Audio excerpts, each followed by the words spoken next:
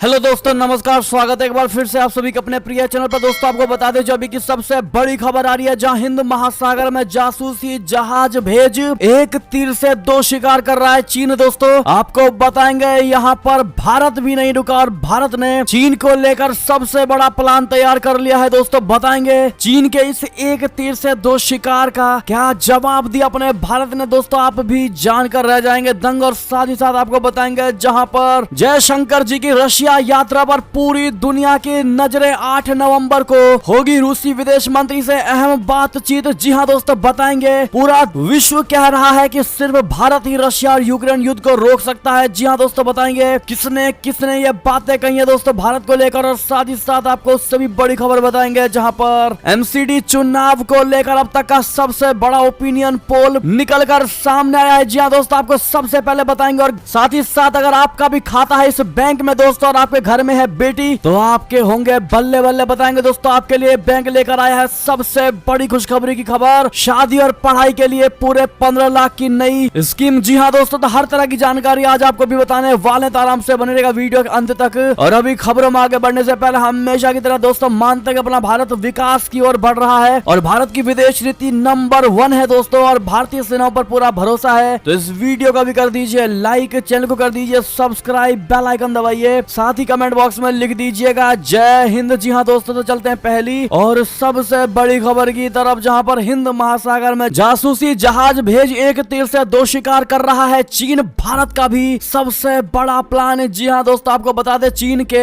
एक और जासूसी जहाज युआन वांग 6 ने हिंद महासागर में हलचलें बढ़ा दी है दोस्तों। बैलिस्टिक मिसाइलों और सैटेलाइट की निगरानी करने वाले चीन के जहाज ने 4 नवंबर को इंडोनेशिया के पास स्थित लोमबोक स्ट्रेट के रास्ते हिंद महासागर में कदम रखा है। यह इलाका अंडमान निकोबार समूह से करीब 3500 किलोमीटर की दूरी पर स्थित है। ये जहाज ठीक उसी समय पर हिंद महासागर में पहुंचा है दोस्तों जब भारत अपनी अग्नि मिसाइल का परीक्षण करने वाला है। बताया ये जा रहा है कि इसी दौरान 12 नवंबर को चीन भी एक सैटेलाइट को लॉन्च करने जा रहा है दोस्तों। इसी युआन वांग 6 जहाज के जरिए चीन सैटेलाइट की निगरानी भी करेगा। विश्लेषकों का कहना है कि चीन एक तीर से दोहरा शिकार करने की कोशिश कर रहा है और इस चीनी जहाज के आने से जहां भारतीय नौसेना अलर्ट हो गई है तो वहीं ड्रैगन की नापाक साजिश को करारा जवाब देने के लिए बहुत बड़ा प्लान भी बना लिया है दोस्तों। आपको बता दें कि चीन की इस चाल से भारत सतर्क जरूर है, लेकिन इसके जवाब में भी प्लान तैयार हो गया है। भारतीय नौसेना जहां अलर्ट है तो वहीं अब उसने साफ कर दिया है कि वो चीनी जहाज को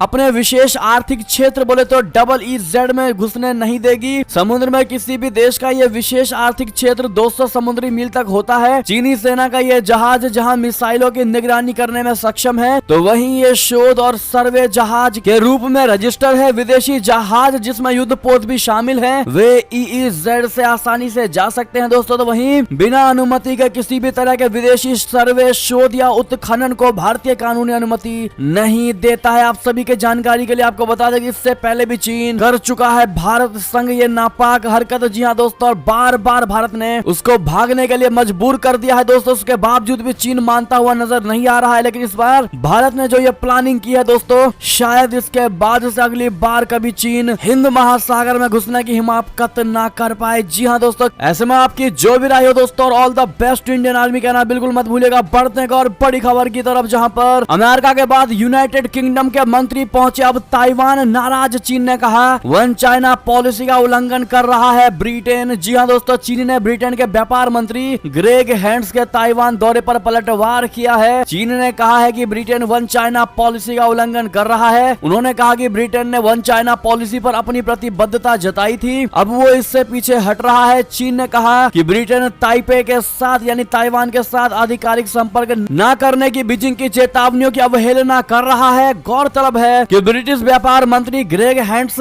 2 दिवसीय दौरे पर कल यानी सोमवार को ताइपे पहुंचे थे। विदेश मंत्रालय के प्रवक्ता झाओ लिजियन ने सोमवार को बीजिंग में कहा कि दुनिया में केवल एक चीन ही है और ताइवान चीन के क्षेत्र का एक अविभाज्य हिस्सा है। चीन किसी भी देश के ताइवान के साथ राजनयिक संबंध या किसी भी आधिकारिक बातचीत को खारिज करता है। एक चीन का सिद्धांत ब्रिटेन चीन संबंधों का राजनीतिक आधार है। जी हाँ झाओ ने कहा कि ब्रिटेन को चीन की स्थिति का सम्मान करना चाहिए और ताइवान के साथ आधिकारिक बातचीत बंद कर देनी चाहिए। साथ ही ताइवान की स्वतंत्र ताकतों को गलत संकेत भेजना बंद करना चाहिए। उन्होंने ताइवान के राष्ट्रपति राष्ट्रपति त्साई इंग-वेन की अध्यक्षता वाली ताइवान की सत्तारूढ़ डेमोक्रेटिक प्रोग्रेसिव पार्टी यानी डीपीपी को भी बहुत बड़ी चेतावनी दी है दोस्तों। ऐसे में दोस्तों गौर करने वाली बात यही है कि चीन के कितनी भी बड़ी से बड़ी धमकी देने के बावजूद भी दोस्तों ताइवान को अब हर किसी ने एक देश मान लिया और हर कोई इसकी यात्रा करता रहता है और चीन में आग लगाता रहता है दोस्तों। ऐसे में चीन जिस प्रकार से ताइवान पर पूर्ण रूप से दावा करता है दोस्तों और उसको चाइना का अभिन्न हिस्सा बताता है, इस पर आपकी क्या राय होगी दोस्तों ताइवान को लेकर? अपनी निजी राय अवश्य बताइएगा। देखते हैं क्या कहते हैं भारत की जनता और वीडियो को अधिक से अधिक शेयर कर दीजिएगा दोस्तों व्हाट्सएप, फेसबुक, ट्विटर पर, ताकि हर कोई अपना राय दे सके, बात करें। एक और बड़ी खबर की जहां पर एस जयशंकर की रशिया यात्रा पर पूरी दुनिया की नजरें कह रहे हैं कि सिर्फ भारत ही अकेला ऐसा देश है जो रशिया यूक्रेन युद्ध को शांत करवा सकता है। जी हाँ दोस्तों, आपको बता दें 8 नवंबर को होगी रूसी विदेश मंत्री से जयशंकर जी की अहम बातचीत। बता दें विदेश मंत्री एस जयशंकर की रशिया यात्रा पर पूरी दुनिया की नजरें लगी हुई हैं दोस्तों। रशिया यूक्रेन युद्ध के मद्देनजर जयशंकर जी की यात्रा बेहद अहम मानी जा रही है। रूसी संघ के विदेश मामलों के मंत्रालय ने प्रेस रिलीज जारी करके कहा है कि 8 नवंबर को मॉस्को में विदेश मंत्री सर्गेई लावरोव विदेश मंत्री डॉक्टर एस जयशंकर जी के साथ बातचीत करेंगे। इसमें कहा गया है कि रूस भारत के बीच कुछ दशकों से खास तरह की रणनीति साझेदारी है। दोनों देशों ने आर्थिक, वित्तीय, ऊर्जा, सैन्य तकनीक, मानविकी रिसर्च और डेवलपमेंट की दिशा में प्रभावी सहयोग की नीति तैयार की है। जी हाँ दोस्तों, आपको बता दें कि युद्ध की शुरुआत से पहले फ्रांस के राष्ट्रपति इमैनुअल मैक्रों ने सुलह के काफी प्रयास किए थे।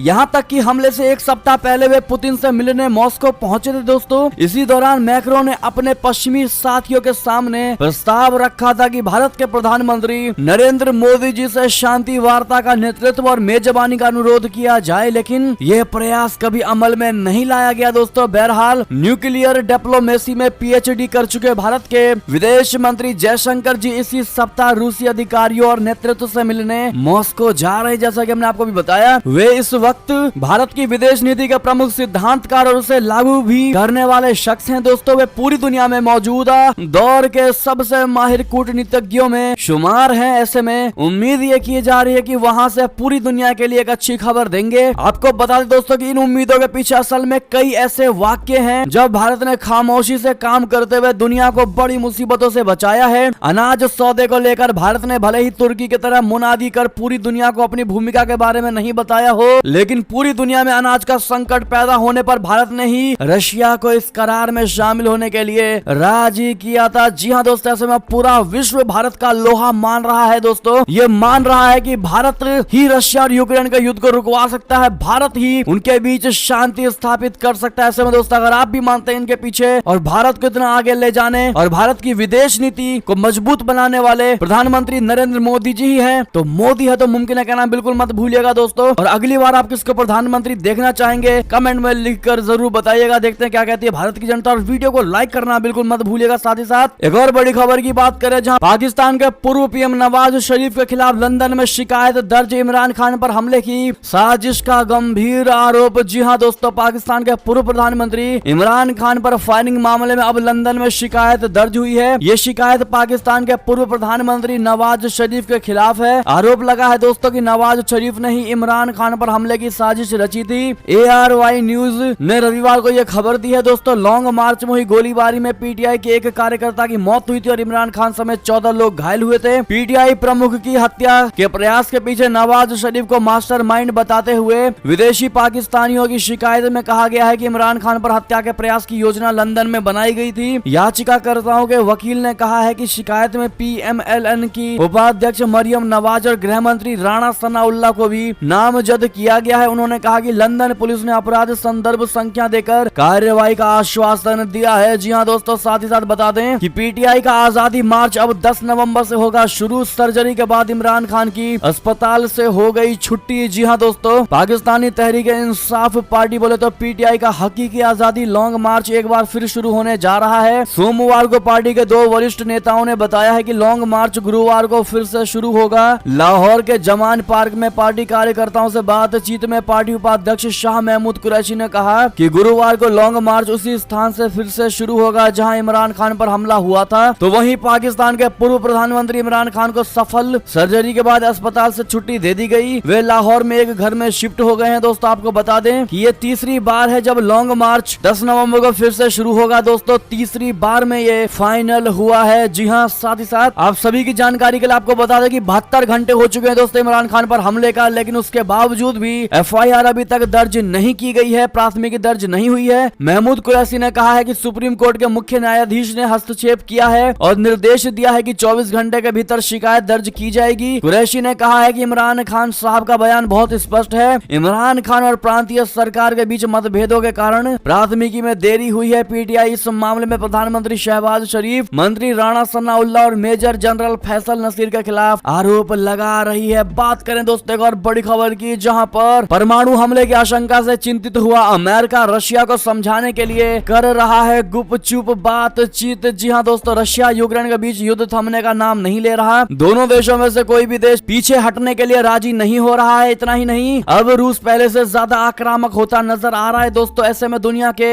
बड़े देशों को यह डर सता रहा है कि कहीं रशिया परमाणु हमला न कर दे। अब इन देशों के द्वारा युद्ध को टालने की भरसक कोशिश की जा रही है। जी हाँ दोस्तों, बता दें अमेरिका रशिया के साथ गुप्त बातचीत करने की हर संभव कोशिश कर रहा है ताकि इस महाविनाश को टाला जा सके। दोस्तों, मीडिया रिपोर्ट के अनुसार अमेरिका के राष्ट्रीय सुरक्षा सलाहकार जैक सुलिवन ने रशिया के वरिष्ठ समकक्षों के साथ गुप्त बातचीत की है और इस बातचीत में तनाव को कम करने की अपील की है। साथ ही परमाणु या सामूहिक विनाश के अन्य हथियारों के इस्तेमाल के खिलाफ संदेश भी दिया है दोस्तों। हालांकि शांति समझौता चर्चा का लक्ष्य नहीं था। बात करें और खबर की, जहां पर किम जोंग उन से तोहफों में मिले कुत्तों को लौटाने की तैयारी कर रहे हैं दक्षिण कोरिया के पूर्व राष्ट्रपति। जी हां दोस्तों, दक्षिण कोरिया के पूर्व राष्ट्रपति मून जे इन उत्तर कोरियाई नेता किम जोंग उन से नाराज बताए जा रहे हैं। दरअसल दक्षिण कोरिया के पूर्व राष्ट्रपति मून जे इन ने सोमवार को कहा है कि वो किम जोंग उन द्वारा 2018 शिखर सम्मेलन में गिफ्ट किए गए कुत्तों की एक जोड़ी को छोड़ने की योजना बना रहे हैं। पूर्व राष्ट्रपति मून जे इन ने उत्तर कोरिया की हालिया आक्रामक हरकतों के चलते ऐसा करने का फैसला किया है। जी हाँ दोस्तों, ऐसे में उत्तर कोरियाई की आक्रामक हरकतों को देखते हुए दोस्तों जिस प्रकार से दक्षिण कोरियाई के राष्ट्रपति ये एक्शन लेने वाले हैं दोस्तों, क्या इस तरह के एक्शन इनके ओर से लिया जाना ठीक रहेगा दोस्तों, या फिर गिफ्ट को गिफ्ट के समान ही रखना चाहिए? बताइएगा जरूर। साथ ही साथ एक और खबर की बात करें, जहां पहली बार ओबामा का आया है सबसे बड़ा बयान। चुनाव प्रचार में बोले लोकतंत्र खतरे में है। जी हाँ दोस्तों, अमेरिका में मध्यावधि चुनाव से पहले डेमोक्रेटिक पार्टी के नेता और पूर्व राष्ट्रपति बराक ओबामा ने एक सभा में वोटरों को संबोधित करते हुए चेतावनी दी है कि देश में गर्भपात का अधिकार, सामाजिक सुरक्षा और खुद लोकतंत्र तक खतरे में है। इन्हें बचाने के लिए बड़ी राजनीतिक बाधाओं को दूर किया जाना है। ऐसे में रूठना और पीछा छुड़ाना कोई विकल्प नहीं है। जी हाँ दोस्तों, उन्होंने कहा है कि सुनिश्चित करें कि देश 50 साल पीछे ना चला जाए। जी हाँ दोस्तों, इन चुनावों के लिए राष्ट्रपति जो बाइडेन ने पूर्व राष्ट्रपति बराक ओबामा के साथ फिलाडेल्फिया में मंच साझा किया था दोस्तों, और जो बाइडेन के कार्यभार संभालने के बाद दौड़ के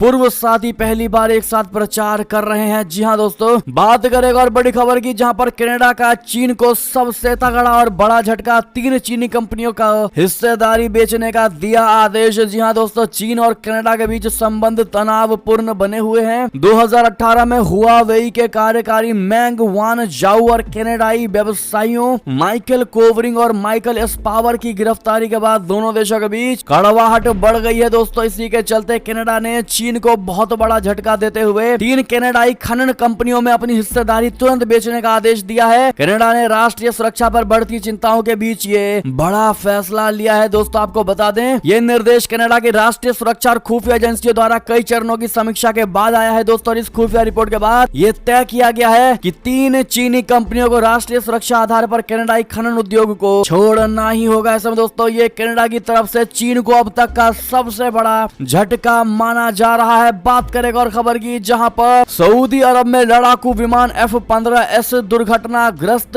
पायलट लेकिन सुरक्षित। जी हाँ, लड़ाकू विमान F-15S तकनीकी खराबी के कारण दुर्घटनाग्रस्त हो गया। हालांकि उसके दोनों पायलट सुरक्षित बाहर निकलने में कामयाब रहे। साथ ही साथ आपको बड़ी खबर बता दें, जहां पर पाकिस्तानी मौलाना फजलुर रहमान ने हमले को बताया नाटक, उठाए सवाल, कहा शाहरुख और सलमान से भी बड़ा एक्टर है इमरान खान। जी हाँ दोस्तों, पाकिस्तान की राजनीति में इस समय बहुत बड़ा भूचाल देखने को मिल रहा है दोस्तों। पाकिस्तान डेमोक्रेटिक मूवमेंट यानी PDM के प्रमुख मौलाना फजलुर रहमान ने इमरान खान पर निशाना साधते हुए उन पर हुए हमले को एक ड्रामा बताया है। फजलुर रहमान ने यहाँ तक कह दिया है कि इमरान खान ने अपनी एक्टिंग में शाहरुख खान और सलमान खान को भी पीछे छोड़ दिया है। फजलुर रहमान ने अपने बयान में इमरान खान पर हुए हमले को फर्जी तक करार दे दिया है। जी हां, आपको बता दें मौलाना फजलुर रहमान ने इमरान खान पर हुए हमले पर संदेह जताया है और कहा कि उन्होंने एक्टिंग में बॉलीवुड के सितारों को पीछे छोड़ दिया है। उन्होंने कहा कि शुरुआत में मैंने जब हमले के बारे में सुना तो मुझे इमरान खान से सहानुभूति हुई, लेकिन अब ऐसा लग रहा है जैसे कि ये पूरा तरीके से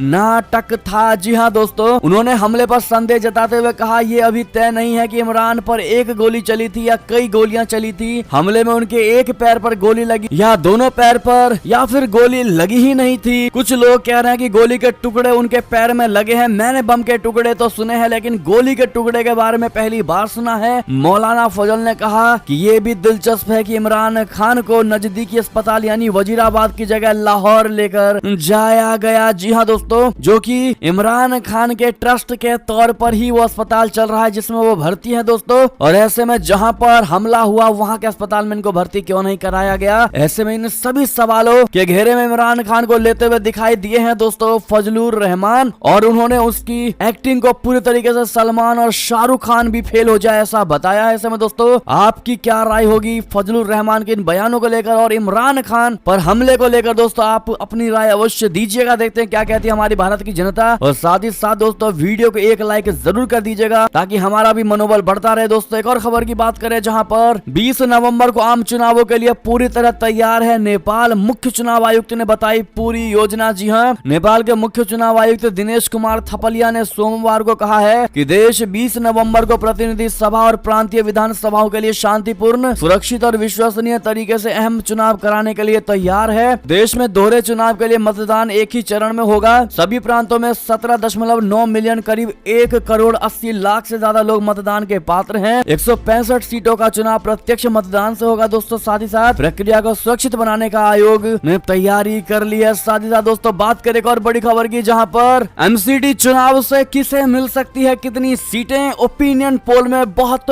बड़ा खुलासा। जी हाँ दोस्तों, गुजरात और हिमाचल विधानसभा चुनाव के बीच दिल्ली में भी नगर निगम के चुनाव हो रहे हैं। सभी 250 वार्ड में 4 दिसंबर को मतदान हो रहा है और 7 दिसंबर को नतीजे आएंगे। दोस्तों चुनाव से पहले हम आपको दिल्ली का मूड बता रहे हैं। आपको सभी को बता दें कि एबीपी न्यूज के लिए सी वोटर ने पहला ओपिनियन पोल किया है दोस्तों। इस सर्वे में 1292 लोगों की राय ली गई है। नवंबर के पहले हफ्ते तक सर्वे किया गया है। सर्वे में मार्जिन ऑफ एरर ±3 से ±5% है। इस सर्वे में सवाल किया गया है कि एमसीडी चुनाव में किसे कितनी सीट मिल सकती है। इस सवाल के हैरान करने वाले जवाब मिले हैं दोस्तों। दिल्ली नगर निगम चुनाव पर एबीपी न्यूज सी वोटर के पहले ओपिनियन पोल में बीजेपी को 250 में से 138 सीटें मिलती नजर आ रही हैं। इसके बाद आम आदमी पार्टी को 104 से 124 सीटें, कांग्रेस को 4 से 12 सीटें और अन्य के खाते में 0 से 4 सीट मिलने का अनुमान जताया जा रहा है। जी हाँ दोस्तों, सर्वे में वोट प्रतिशत को लेकर भी सवाल किया गया जिसमें बीजेपी को सबसे ज्यादा यानी 42% वोट मिलने का अनुमान है। इसके बाद आम आदमी पार्टी को 40% वोट मिल सकता है, कांग्रेस को 16% और अन्य को 2% वोट मिलने का अनुमान है। जी हाँ दोस्तों, ऐसे में दिल्ली के एमसीडी चुनाव के रिजल्ट्स की इन ओपिनियन पोल्स को देखें दोस्तों तो फिर से पूरे तरीके से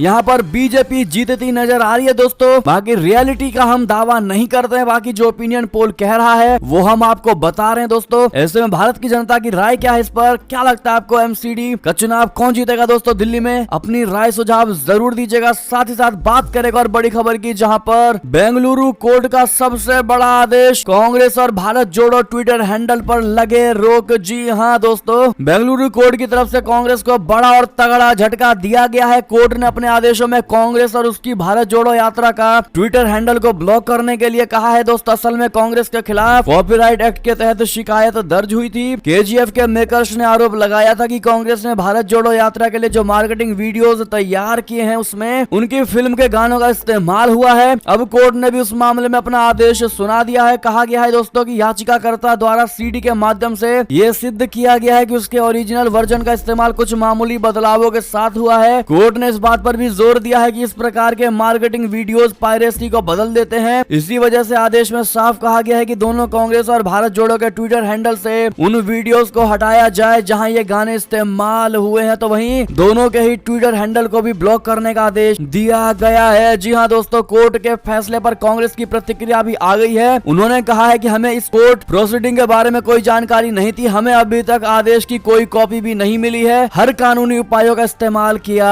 जाएगा। जी हाँ दोस्तों, ऐसे में दोस्तों कोर्ट के इस आदेश को तुरंत प्रभाव से लागू कर दिया जाना चाहिए। आपकी जो भी राय हो कमेंट में जरूर बताइएगा। बात करें और खबर की, जहां पर राजनाथ सिंह का बहुत बड़ा बयान, कहा कांग्रेस व्हाइट बॉल, आम आदमी पार्टी नो बॉल, केवल भाजपा सही लेंथ की बॉल। जी हाँ, कांग्रेस एक ऐसा जहाज जिसका तेल हुआ खत्म। बता दें, भारतीय जनता पार्टी के वरिष्ठ नेता और रक्षा मंत्री राजनाथ सिंह ने सोमवार को विपक्षी दलों पर निशाना साधने के लिए क्रिकेट की शब्दावली का इस्तेमाल किया और कांग्रेस को व्हाइट बॉल तो आम आदमी पार्टी को नो बॉल करार दिया है। दोस्तों, हिमाचल प्रदेश के बैजनाथ और बल्ब विधानसभा क्षेत्रों में चुनावी जनसभाओं को संबोधित करते हुए राजनाथ सिंह जी ने कहा है कि राजनीति की पिच पर केवल भाजपा सही लेंथ की बॉल है। उन्होंने कहा कि हिमाचल प्रदेश में समान नागरिक संहिता लागू करने का भाजपा का संकल्प वोट हासिल करने के मकसद से नहीं लिया गया है। जी हाँ दोस्तों, बात करें एक और बड़ी खबर की, जहां पर ओवैसी ने कहा कि आम आदमी पार्टी है छोटा रिचार्ज, कहा इसी ने कोविड फैलाने के लिए तबलीगी जमात पर लगाया था आरोप। जी हाँ दोस्तों, असदुद्दीन ओवैसी ने गुजरात चुनाव की तैयारी शुरू कर दी है। इसी बीच उन्होंने अहमदाबाद में दिल्ली के सीएम अरविंद केजरीवाल और आम आदमी पार्टी पर निशाना साधा है। असदुद्दीन ओवैसी ने कहा कि जब कोविड शुरू हुआ था तब इसी छोटा रिचार्ज यानी अरविंद केजरीवाल और आम आदमी पार्टी ने तबलीगी जमात पर इसे फैलाने का इल्जाम लगाया था ताकि सबको ये बदनाम कर सके। मामला कोर्ट में गया तो अदालत ने कहा कि ये सब झूठ है। दिल्ली में जब दंगे हो रहे थे तो